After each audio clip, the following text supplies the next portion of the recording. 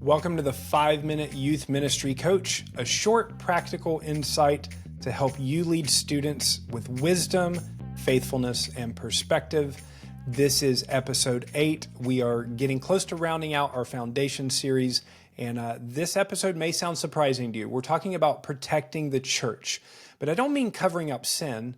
I mean thinking ahead, making wise decisions, and living in such a way so where we build trust, not suspicion in our community. You know, the church's credibility is on the line, and how we lead students plays a major role in protecting or damaging it. So I have 3 main points that I want to get across for you today. Number 1, don't take unnecessary risks. Don't take unnecessary risk. Every event we do has risks, but we don't want to be reckless with it. So questions and thoughts along those lines. Are we taking reasonable precautions with things like transportation, supervision, physical challenges, and medical needs? Do we have enough adult leaders? Do they know the expectations of them? Ask this: if this went wrong, how would I explain this to a parent? Or how would I explain this to the newspaper if it went wrong? We want to avoid cutting corners. Just because we've done it before or it worked last year doesn't mean that we should do it again. You know, one guiding phrase for leaders that's helpful is just remember this: these aren't my kids. What you would allow for your own kids. If you're a parent, all of us have different standards and different levels of risk tolerance in our households.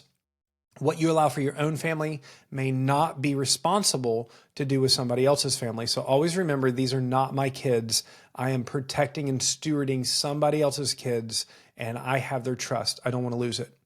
Now, look, I want to make a really strong point with all of this. It's not just the youth pastor or youth leader's job to look out for these things. There's no way for a single person to think through every scenario or to see everything that's happening. And one of the major dangers of group dynamics is that when you have more people involved, everyone just assumes that somebody else is paying attention. We need to all act like we are proactive shepherds and not just go into mindless lemming mode. So if you see something, say something. You also can't worry about hurting the feelings of your adult friends if you need to call something unsafe. We're not people ruled by fears. So, you know, and if I'm talking fear, the fear of another adult grumbling at me or being hurt versus the fear of a child being put in danger, well, let my friend's feelings get hurt.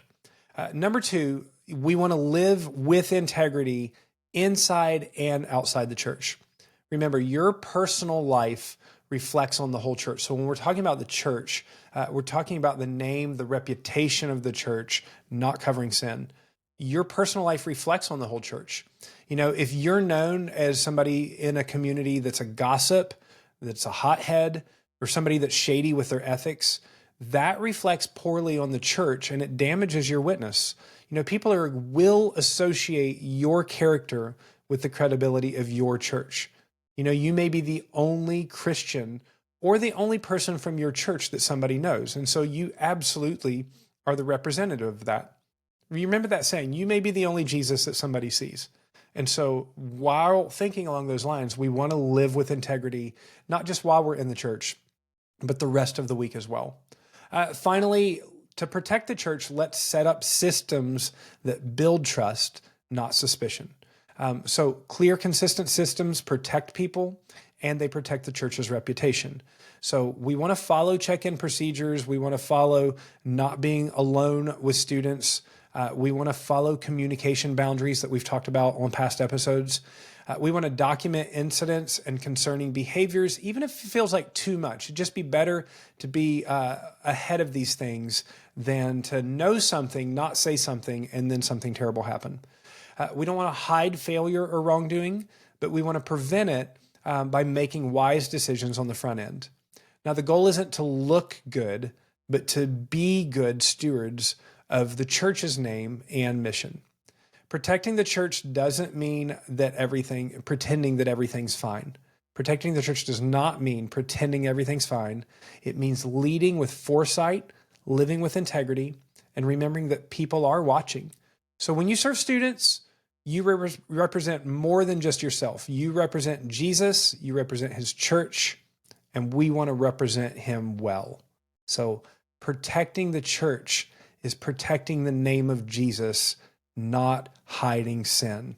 And let's be all about protecting the church. Hey, I'm Jay Holland. This has been your 5-minute youth ministry coach. Remember, in addition to Apple Podcasts, Spotify, and YouTube, you can find these episodes at www.youthministry.coach. There you'll also find them in blog form if you like reading more than listening. And if this is helpful to you, please share it with a friend, share it with another youth pastor or another youth worker. It's a free resource for them. Help spread the word and spread the love. Have a great day, and I look forward to talking to you soon.